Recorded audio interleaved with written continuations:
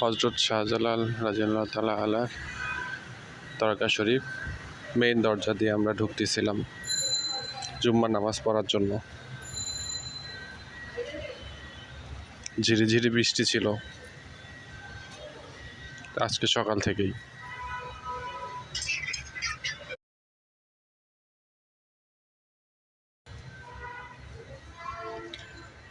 এটা হচ্ছে কবুতর থাকে এখানে, পাশে খাওয়া দাওয়া হয়।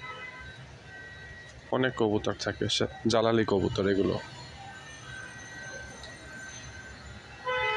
সিঁড়ি দিয়ে উঠে আমরা দোতলায় উঠতেছিলাম।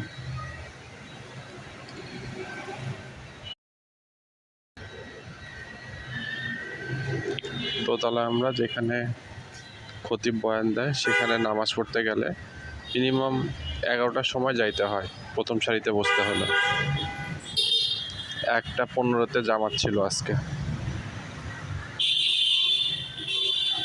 খুব সুন্দর বয়ান করে বিভিন্ন বিষয় নিয়ে।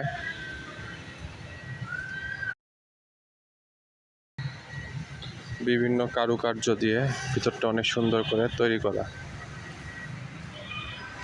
আমরা ঢুকে পড়েছিলাম 11টা 15 থেকে 20-এর মধ্যে। সবাই চলে আসছে।